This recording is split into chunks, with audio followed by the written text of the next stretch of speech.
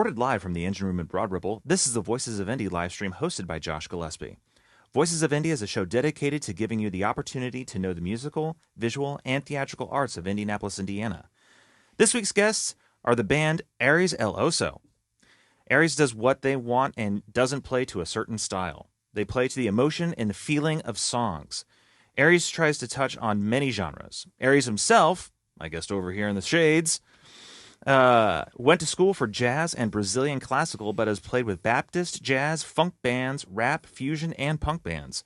Ares and his band are currently working on original material that ranges from punk, reggae, ska, flamenco, thrash metal. That's an interesting choice amongst all those. And country. Welcome, Ares El Oso, T-Rock, J Monkey, and Ares. Thank you, everybody, for being on the show this week. You're welcome. It is a blast to have you guys. Glad to be here. Very happy to be here. So I got to ask, how do you... And this may be just a direct question for you, Ares, because I get the impression that you're kind of like the heartbeat of everything that's going on here. Where do you get all the different genres? I mean, I got to admit, you go from flamenco to thrash metal. That's like, what the heck, man? It's just the influence of the styles of music. I listen to every style of music. Love it. And I love it. And my influences are definitely like Ghost, Bruno Mars, Lenny Kravitz, Jimi Hendrix. And, they never prescribe to a style of music. They always kind of, they just love music. And they play what they feel. And they don't want to be put into a persona of styles. Yeah. And I feel that music is beautiful. Why limit yourself to a style? Because then you'll just sound the same. Well, and it gives us flexibility depending on what the crowd is into and what we're feeling at the time. That way we can express ourselves musically, and then people can enjoy the music depending on what they're into at the time. Exactly. And we've noticed people dance to our music at our gigs. Yeah. So because of that, that's why you started writing reggae and ska, because we want people to start skanking. Oh, that'd be fun. Yes. And one of my favorite things about late 90s ska bands was that they always had the random guy whose sole purpose was to just dance. Yeah. I mean, that was it. He didn't do anything else. Yeah. Well, they just this morning, so we were talking about ska. I started listening to a bunch of ska songs, and then I wrote a ska song, sent it to them. I'm like, oh my God, I got this idea for this ska song. Because we were just listening. We were shooting back each other videos, and then I came up with this idea. I'm like, damn, this is a good idea. And then I videoed it, sent it to these boys over here. And, the idea that we want to have is that, like, I want to have at least 10 songs of each style. So no matter where we're at, we can, like, get people into that style. We can play anywhere. We can hit everybody, whether they're into country, whether they're into rock, metal, R&B. Like, we're just hitting everybody wherever we can. I mean, everybody's not going to like everything we do. Sure. But I want them to like at least 3 songs. And if we can get people 3 songs, I think we're a win. That's a win. We have original something songs for everyone. Yeah, something Truly. for everybody. Yeah.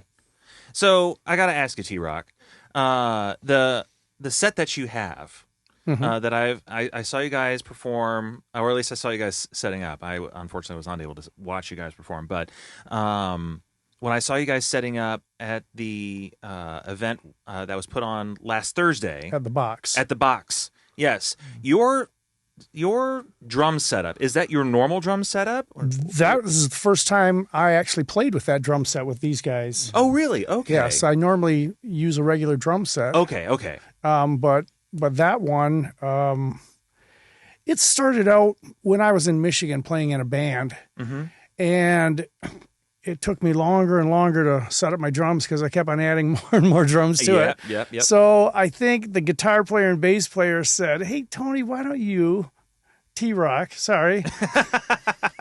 Hey, you were Tony in Michigan. No, Yes. you were T-Rock. You're right. Who's Tony? So they told me to use this acoustic set I used in the wintertime. Our 5-piece band was reduced to a 2-piece band in the winter. and I used that set. Okay, yeah. And they said, why don't you use that? Then you could set up the PA with us a little, it wouldn't take as long. So then I started adding more and more stuff to that. And then when I played here in Indiana, I played that way for a while. And the band said, no, we want you to use the regular drum. Okay. So do that. So I back to the drums. Okay. So have you been playing on any of these thrash metal pieces that Yes. that Ares throws your way? What we do, Ares sends us a recording of his song, just guitar, and then we get together virtually Oh, really? for the first time to work things out. And then we go into the studio where we rent space and practice. That's brilliant. So, Ares, do you find yourself writing music on the spot sometimes when you're in some of these virtual rehearsals? Literally. Not in the virtual rehearsals. Usually I kind of come up with an idea, and I'll at least try to work out the vocals and the guitar, all the guitar stuff, the solo, and then I come back, and then we try to work out the intricacies in the virtual, and then we come together and we try to work out the flow, like the real,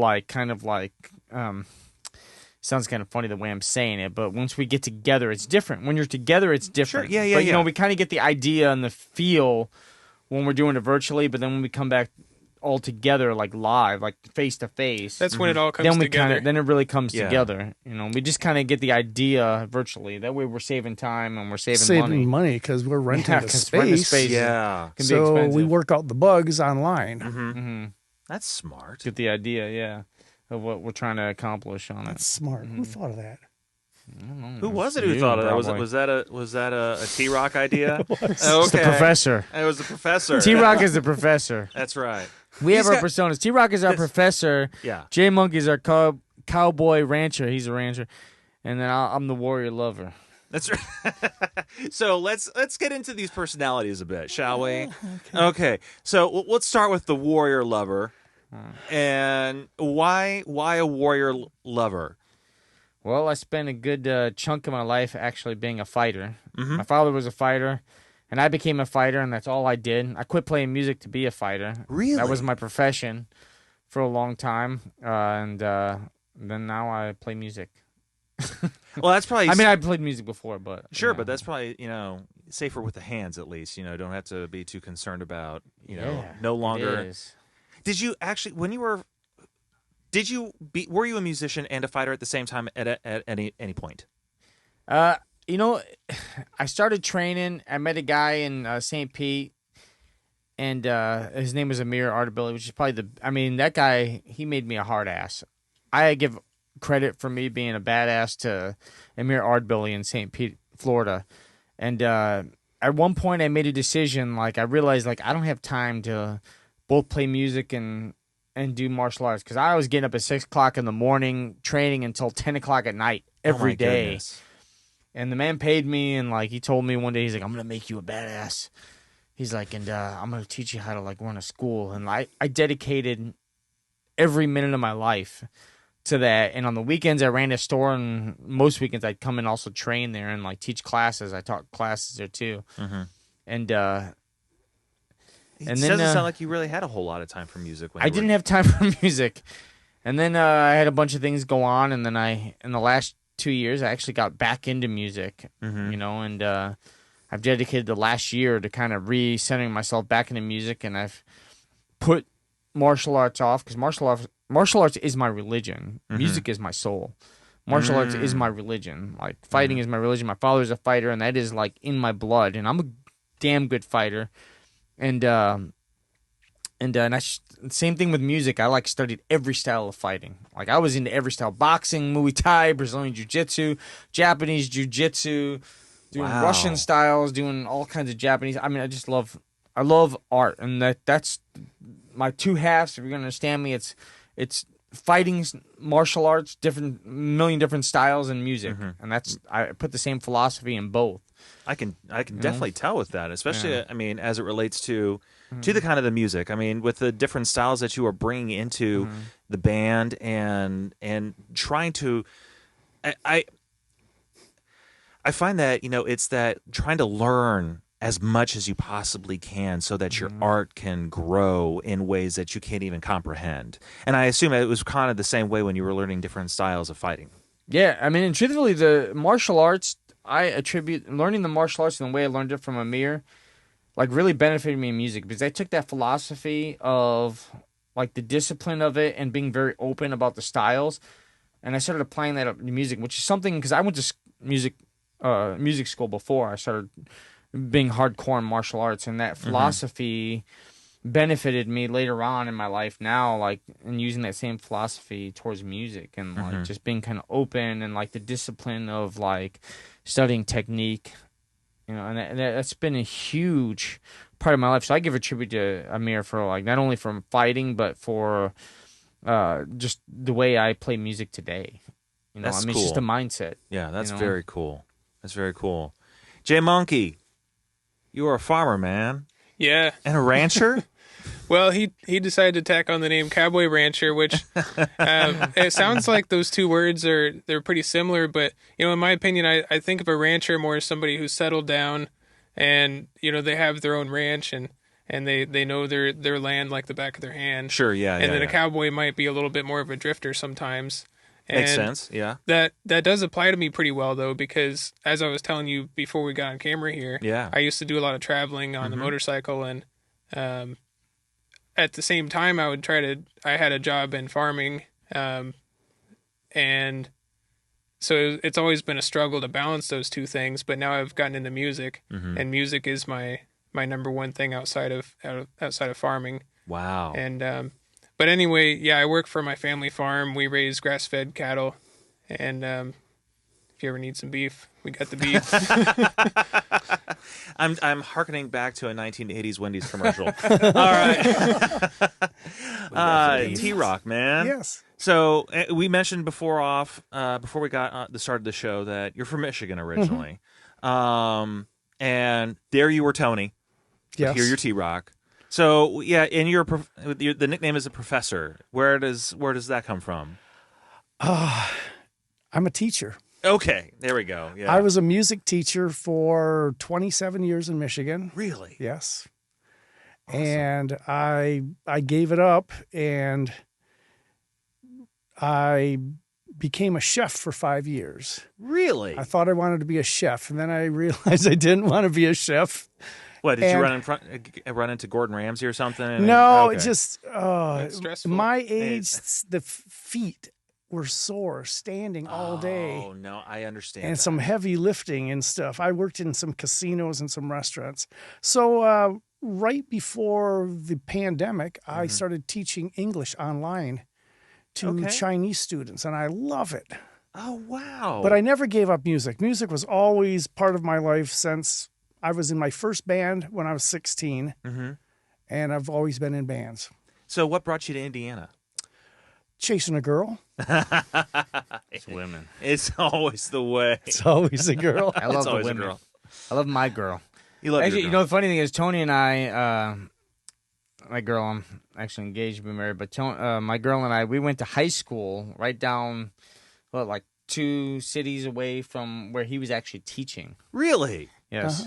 We knew And I some of the knew- same people. So That he was is almost alright. your music teacher in high school. He could have been. Well, the three of us actually play in a sorry, I said that wrong. We play in a Tom Petty tribute band called Indiana Petty and the Wildflowers. Yes. And, Yes. I did want to talk about that. Yeah, we were auditioning drummers, and you know, like my girl Susie Q, who's an artist, like we were when I was auditioning drummers, like, hey, you know, Tony, he's from the same area. I mean, it's a good vibe, you know. He's like the same area. We got the same feel, so we were, you know, we felt very good about him. You know, when we met him, and I think everybody felt good about him in our Indiana Petty band. And then we decided to go with him, and then like we started all playing together, the three of us together. And Jared and I got together before that, meeting at doing open jams, and then we just Yeah, everything we just kind of met fell sometime late last fall, I think. Yeah, I was going through pictures the other day. I can't remember when I had a picture from first time I saw you at that you open seen me jam. last year. Cool. But we've only been playing together for like Since him about, and I think we started playing together,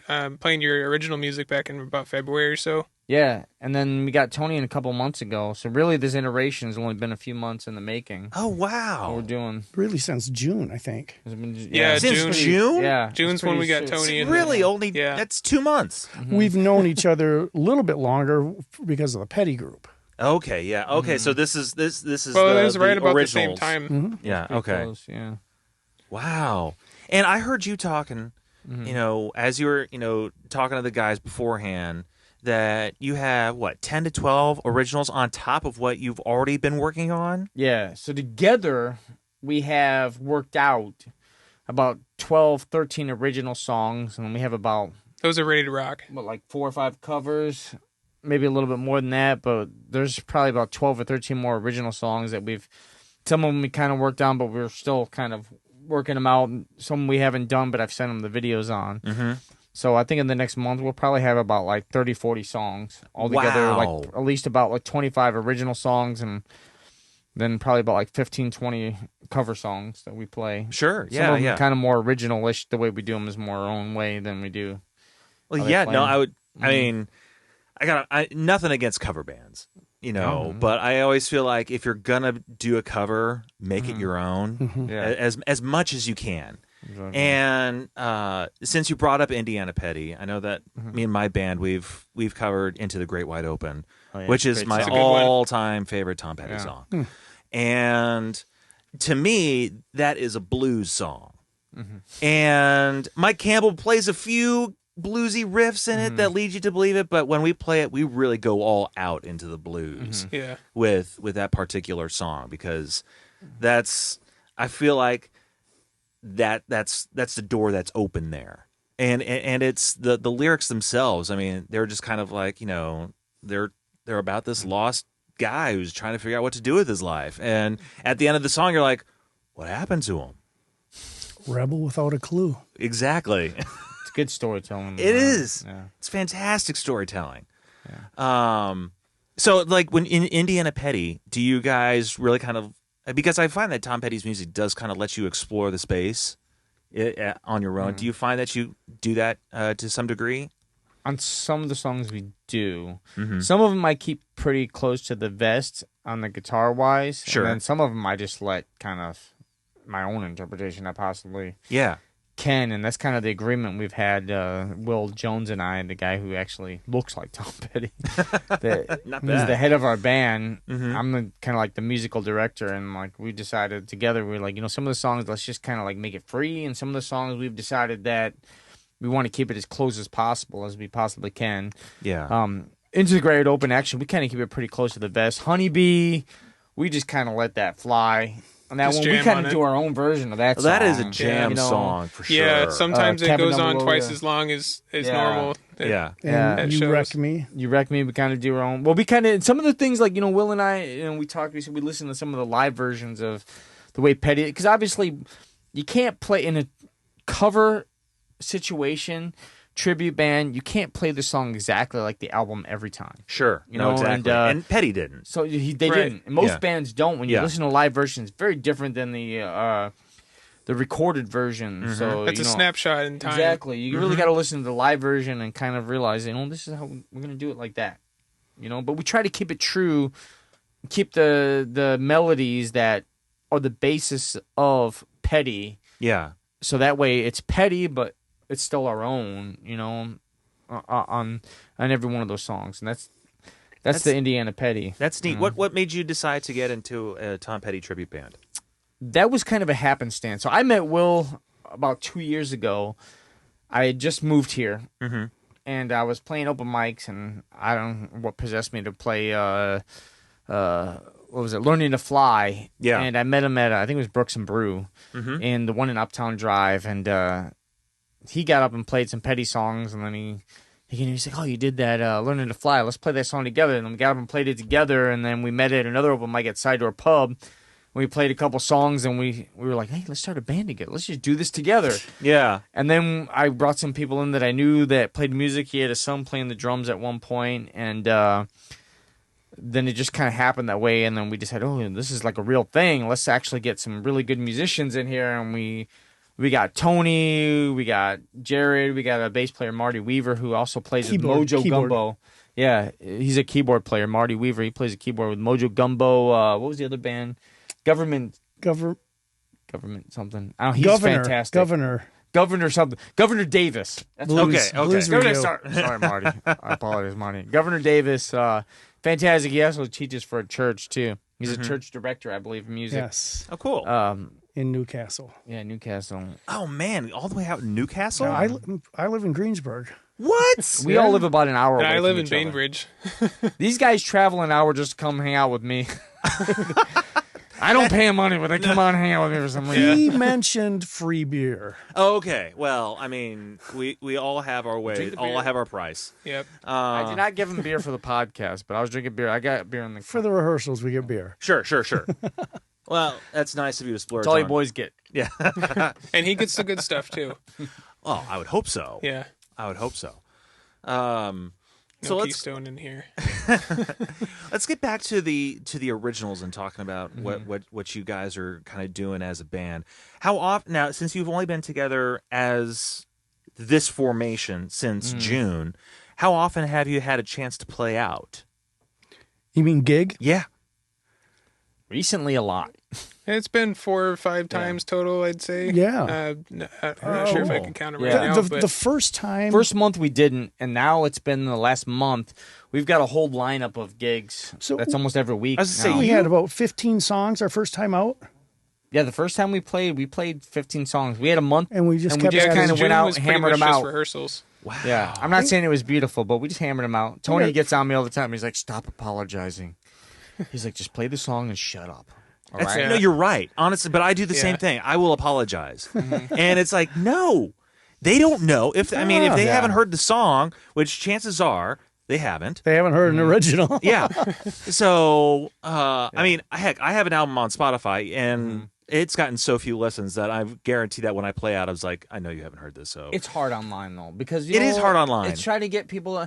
Most people are 30-second. Well, Jared and I, to go back to like playing. Jared and I played Books and Brews once with Ward Walker, who's fantastic. I love Ward Walker. And then we got Tony. We didn't really play another show after that. I mean, we played 2 shows together, kind of messing around a little bit, and we just kind of slammed through it. We didn't really rehearse. We just kind of slammed through it. But then we got Tony. We got serious about practicing, and then we started just booking gigs. And we Yeah, you just played it a just number all of times started at, coming up all at once. We just started getting a bunch of gigs all at once somehow. I think we first started at an open mic night. We played an open mic. Well, Tony, you Yeah, and I. after a Jared rehearsal. didn't show up, but we played an open mic together. Oh, but we yeah. played cover songs, Mhm. and we just kind of went up there, played some songs, Just and to then, get the feel for it. sure. I think our first real show that we kind of played together was Country Heritage Winery. Like the 3 of us. Well, no, the night before we played 2 We nights played in a a set. row. What did we play? Well, our first gig, At our first Cyrus actual Place. gig, 3 of us. I was going to right? say, you've played a bunch at the Cyrus place. Cyrus. yeah. Oh, I'm sorry. I apologize. It was a Cyrus place. And truthfully, that was only supposed to be 3 or 4 songs. It ended up being a whole hour. Yeah. Wow. And we played with a couple punk bands, and it was a punk band and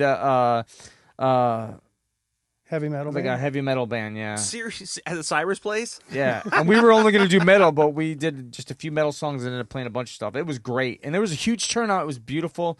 Cyrus Jafari, great guy, beautiful place. Which we'll end up playing there again soon. I need to set a date to meet that gentleman, and that's a great place. If you haven't been there before, go there, check it out. He's trying to do music every week. And then we played the Country Heritage Side Door Pub, Yeah, Side Door Pub which was is our right first off gig. the hitch. We just kind of like ended up there, and we played, had a great response. The place was packed.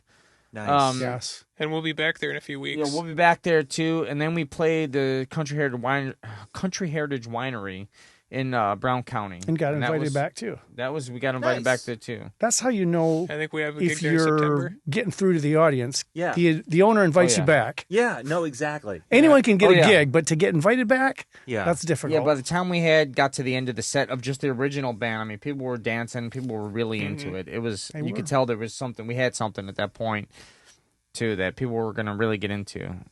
That's so cool.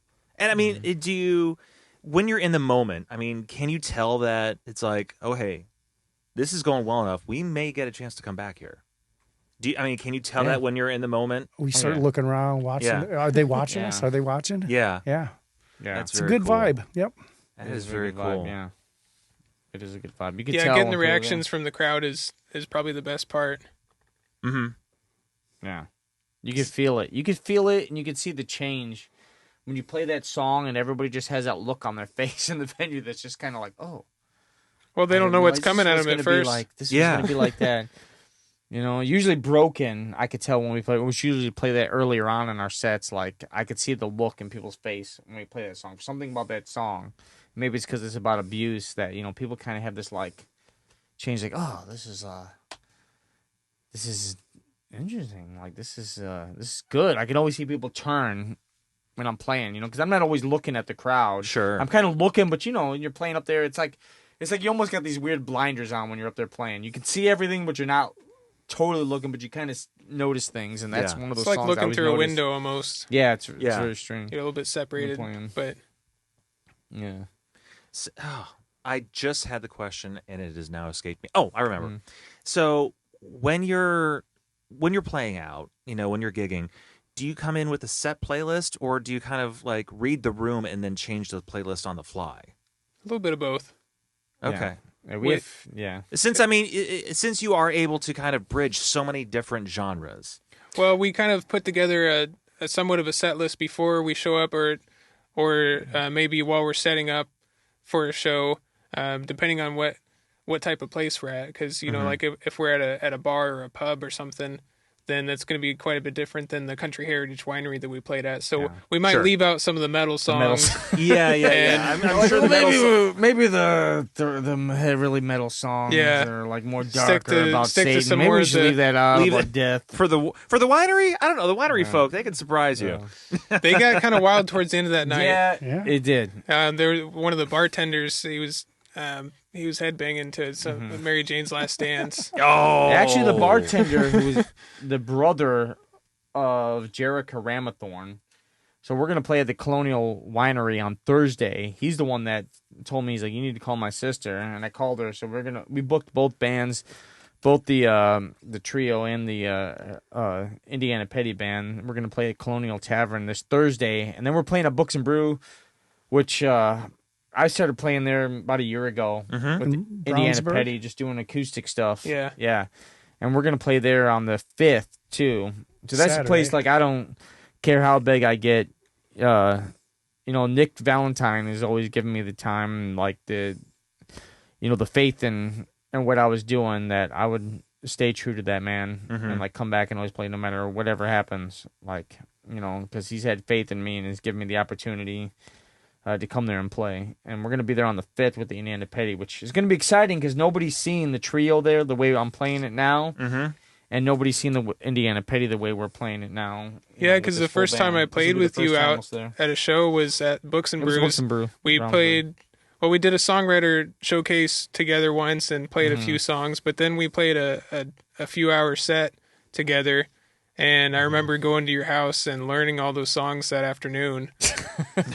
And then watch out. We're gonna learn this song. Let's do it.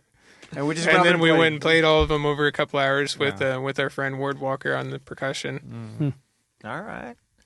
Well, we're about to hear a couple of numbers from you guys, and it seems as if one is an older original, and is the second one a newer song?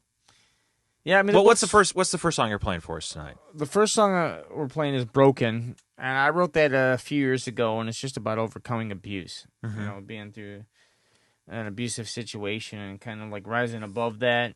And funny thing is, I play this song acoustically, but in my head, that's not how I always heard it. The way I played it acoustic, and then now since I got these two guys playing with me, it's actually come to fruition the way I've actually always envisioned the song. And the other song's just it's a jazzy kind of like one of my influences, George Benson, kind of stylish jazz song, pop jazz. Yes, you know, when you did that "Turn Your Love Around" type of stuff, and I wrote that song in that style, and that's the other song we did.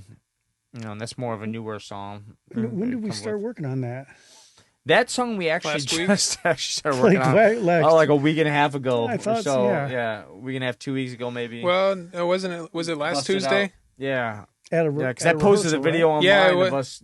Yeah, and I said, hey, let's play that song because it's an older song that he hasn't played for a while, and he shared an older recording of it. and I said, hey, we should play that one on Thursday. And so we went to a show and we played it. And it's becoming one of my favorite songs that we play. Very cool. Well, before we hear that, I want to talk about our sponsor for this particular segment. And this segment is sponsored by Indianapolis Independent Entertainment. IIE LLC aims. Gosh. I bet they'll love that part. IIE LLC aims to help local DIY artists, freelancers, and businesses within Indianapolis by establishing a network of creatives who can connect with each other to generate more paying opportunities. Their goal is to eliminate some of the intimidating barriers within the entertainment industry and expand the local art and music scenes in Indianapolis. Interested individuals can learn more about IIE by visiting their website at www.indyent.com. That's INDYINDIEENT.com, and fill out a free application to discuss how you and IIE can redefine making it together. And we will be right back after these couple of great songs from Ares El Oso.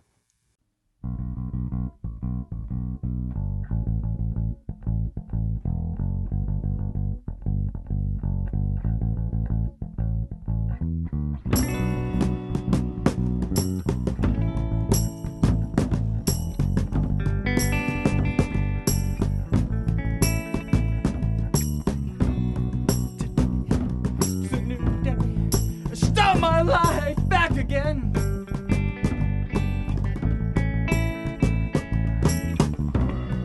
The sound surround, ringing, buzzing in my ear.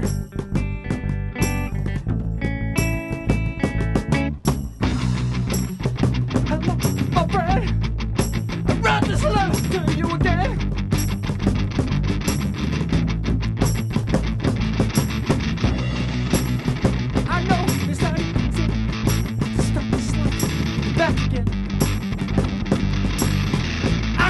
My friend, I stand in the sun, I don't walk in the shadows.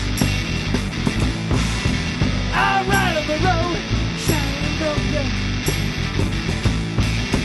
I stand in the sun, I don't walk in the shadows. I ride on the road, shining broken. And I will survive, my friend.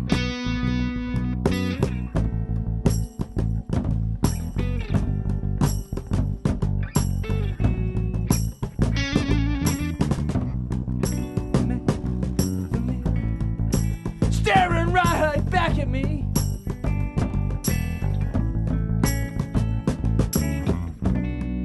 The sun will rise, wash away these broken fears.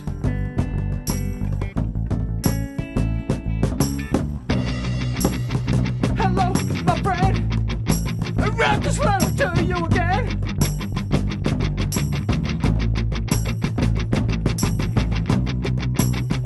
I know it's not easy to start this life back again. I tell you, my friend, I stand in the sun, I don't walk in the shadows. I ride on the road, shining broken. I stand in the sun, I don't walk in the shadows. I ride on the road, shining broken. And I will survive my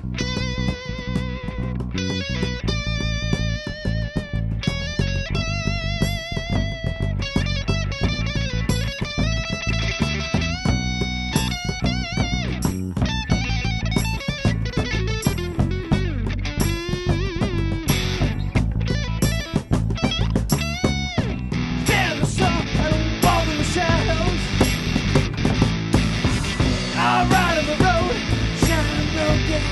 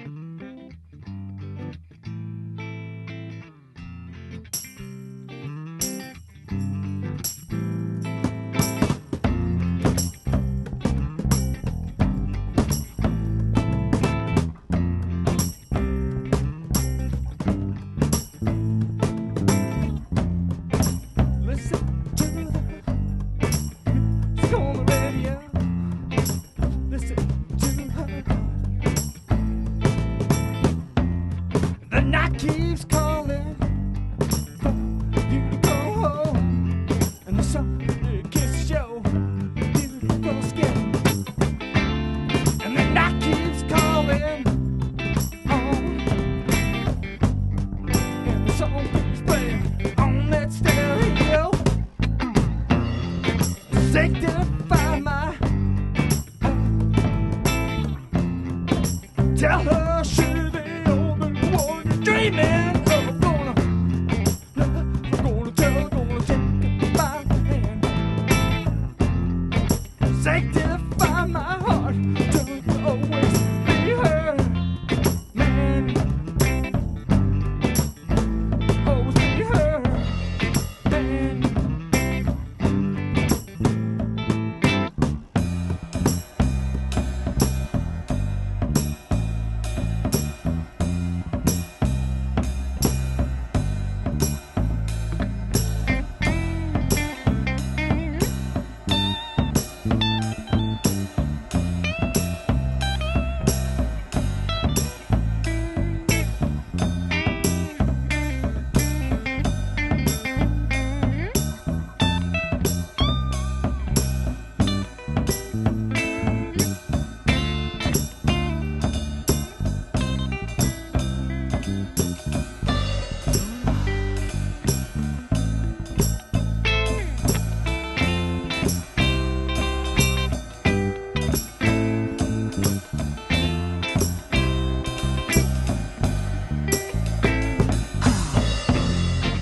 Sanctify my heart. Tell her she's the only one dreaming. I'm gonna tell her, gonna take her by the hand. Sanctify my heart to always be her man. Always be her man.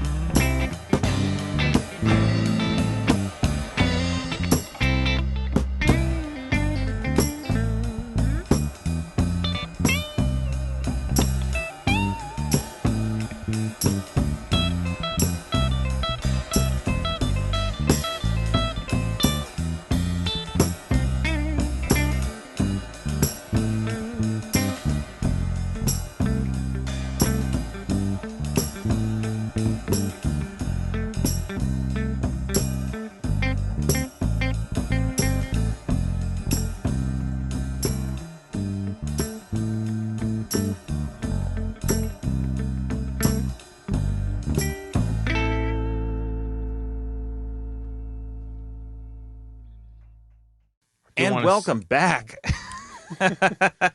With us is Ares El Oso. We got Ares, J Monkey, and T Rock, or Ares, Jared, and Tony. How are you guys doing? And I just want to again thank you for being on the show. Thank you for having us. Yeah, so let's talk a little bit more about that second song that you guys played. You said it was kind of a slower number. What inspired that particular song, and what genre would you say that one falls under? Jazz, Okay. more like pop jazz. Poppy Yeah, jazz. yeah. Yeah, and it was George Benson that actually inspired me for that song. I saw George Benson at the Orient, probably, I want to say in 2004, and he was amazing. Very Amazing guitar player. Mm-hmm. Unbelievable. My hair was standing on every part of my body watching him play. I was probably like 5 rows away from him. Everybody was probably in their 50s and 60s, but my friend and I, we were in our mid-20s at the point. Like, the only two that were dressed down, everybody was dressed to the nines there. And Yeah. like, it was unbelievable. He was amazing. And I was like, man, this guy's unbelievable. Like, and when I went to school for music, that was I chose one of his songs. I think it was Breezing that I chose, that I played for the jury, which is when you play for the teachers. Yeah, yeah. After I saw him perform, and yeah, he was great. That's so cool. And you guys did such a wonderful job on your performances. Want to commend you, especially, again, I'm still marveling that you've only been playing together as a band for 2 months. And that you're able to, bring together a sound that sounds like you've been together for a while. And that's a credit to you guys as musicians and to all the work that you've put into this. So, I'm still just kind of amazed by the set, T-Rock, that you play. Again, what you played at the event at the Box was what you brought today. Yes. Explain it a little bit, because it's like you have a little bit of everything. It's kind of like a small kit, but it's a small kit. I sit on a cajon, and I kind of play what a drummer would play the rhythm on the hi-hat and the snare on the cajon. Yeah. And since I don't have any tom-toms, that becomes the tom-toms as well. And I have a tom-tom with a foot pedal on it to be my bass drum. Yeah. And I have a foot pedal on a tambourine, which becomes my snare. So it frees me up to do all kinds of other cool things on the cajon. And then I use a wooden stick, and I have a series of cymbals, and it can sound like a drum set. Actually, that's what I was noticing. That's one thing that kind of caught my attention when you guys performed at the Box, and also tonight, that together, when you're playing together, it sounds like, oh hey, that's just a regular kit in there. Yeah, I mean, once you mic up the cajon and whatever else he needs to do to get it set up. Once we start playing, I forgot that he's even playing a small set like that. Yeah. Like I can hear him just fine, and everything sounds right. It doesn't sound out of place. This might be the last time that I use that drum set like that in a long time. I'm going to, this week, back at Thursday and Saturday, our gigs, I'm on the regular drum set. Okay, well, and that most of makes our shows sense. is full drum set, and it's full on. We play pretty heavy when we play, and that's how we kind of like it, too, because we can feel it. We want people to feel it. Yeah. We want to hit it hard. We want the bass to be loud. We want the guitar to be loud. We want the drums to be loud. We want people to feel it when we're playing. No matter what style we're playing, we want that. We want to be hitting people hard. I remember the first gig that I ever played with my band, and we were the opening act. And it was in this small, garage kind of thing, but it was in Kirkland, Indiana. I don't know if you guys have heard of Kirkland, Indiana. It's heard of it. Wow. Okay. The name, small town to small town. That's what I'm guessing. I've heard the name at least. I mean, like I said earlier, I used to ride my motorcycle around, and my favorite thing to do is just take off on back roads and kind of get lost. And you find all kinds of small towns. You don't know how many are out there in Indiana or just the Midwest in general until you start riding around. Exactly. It's a one-stop light town about 20 minutes north of Zionsville. And so it was, we didn't know what we knew we were going to be the loudest act of all the bands that were playing, because it was kind of an Americana thing, but we were definitely not Americana. And so, we come up there with all of our electric guitars and, amps, not exactly cranked, but, and we just start playing. It's just like, I mean, you could feel it. And from my perspective, that was awesome. To the people out there probably expecting a little something a little bit more calming, they stayed outside. And Ares and I had something like that. It was sometime maybe a month before we met Tony. We were playing one of those songwriter showcases, and so there'd be there was 4 different songwriters there at that event at the Cyrus Place, and so it's a lot of singer-songwriter type people that'll play more folk type music and storytelling type music with just an acoustic guitar and their voice. There was one guy that had one of those little suitcase drums that he could drum on. Yeah. And but then we came in there with our electric guitar, electric bass, amplifiers, and we played we played one of our heavier songs that night, I think. Yeah, did we play did. Little we Boo? did play. We did play Little Boo. It's one of our like metal songs that And we of play. course, Broken, and we didn't play Sanctify Broken. that No, night, we but didn't we play played Broken, Sanctify. and that's definitely not a smooth singer-songwriter folk song. I realized in high school when I was I went to Bridgman High School, and I remember in 9th grade I played a talent show, and like there was this kid Ken Menziger who's a great player, and I don't remember where he lives now. I'm still friends with him, but like they played their song and they were like the band at the time, and like I went up there by myself. I didn't know shit about music, and like I played Purple Haze and I played some song I wrote. I've been a songwriter since I remember the first song I was writing rap songs when I was a kid. My whole background when I was younger, I was like, my mother listened to Motown. Yeah.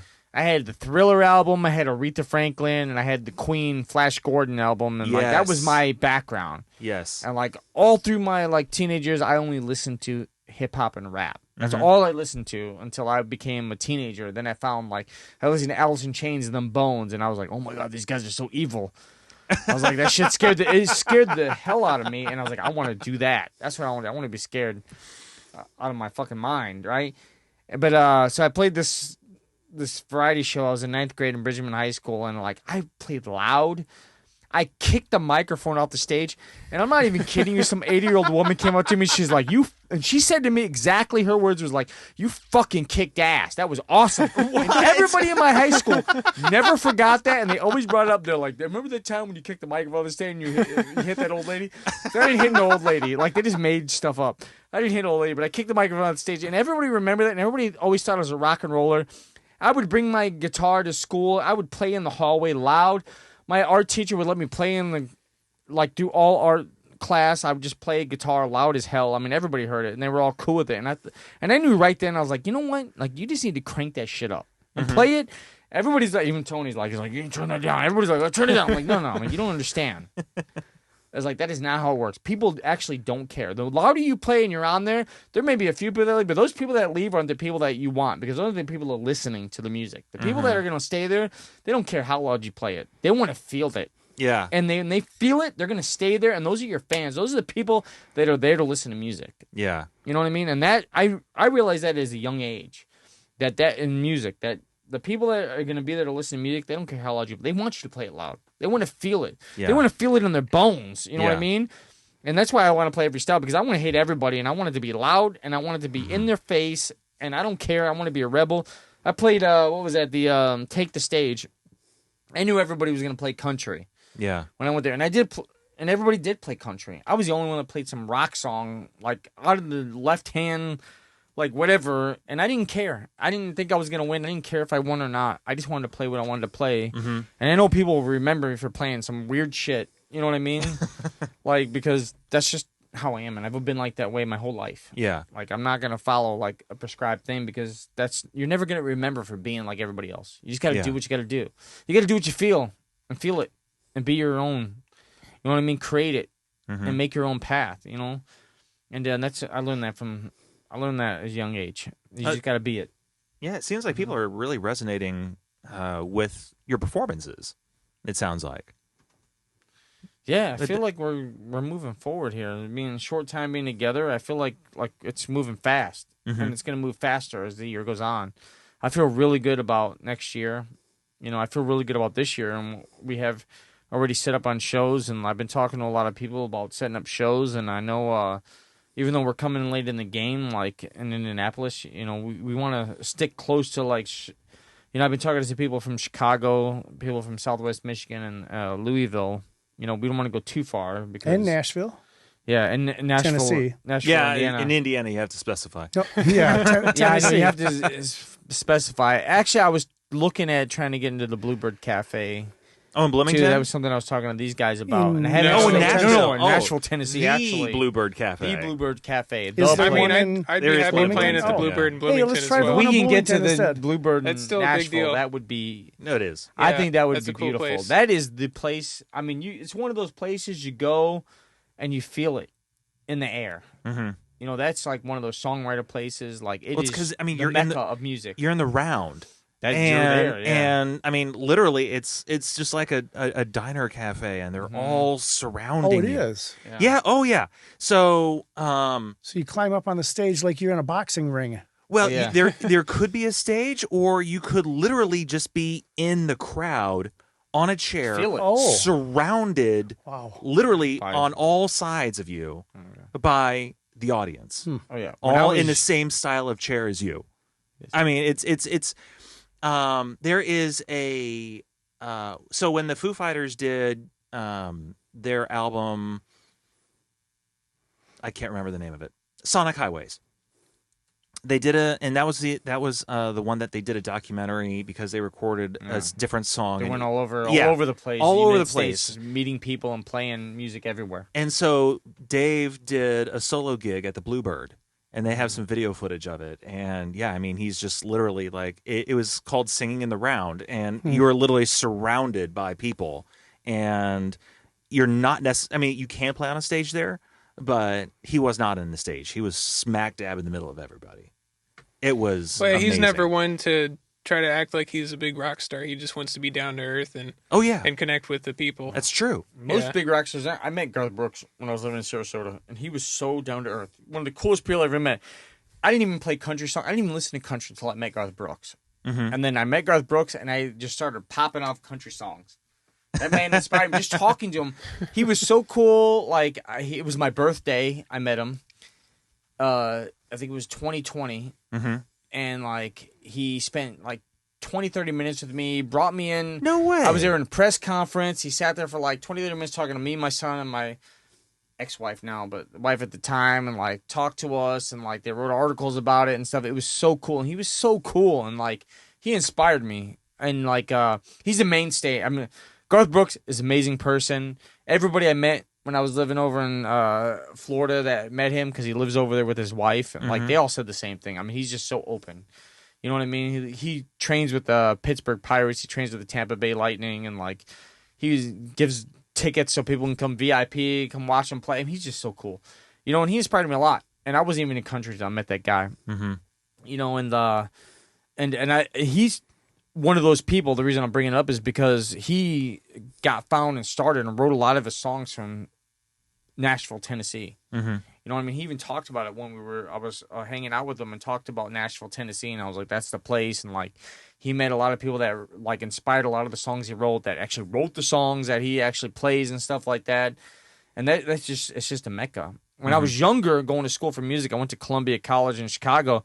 I used to hang out at Buddy Guy's, and that was like the same kind of thing. Like, you went there, you played, you sat in the bullpen, you went up there, they just started playing, you didn't know what the hell they were going to play, and you're standing there like, what the fuck is going on? Yeah. And like, you're just playing.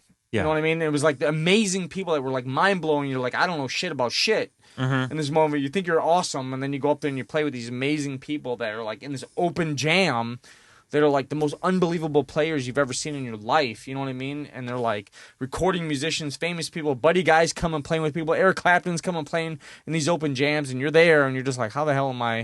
You know what I mean? Yeah. It's that, and you feed off of that, and it Yeah. inspires you, and you're like, man, like I could do this. You know what I mean? I love this.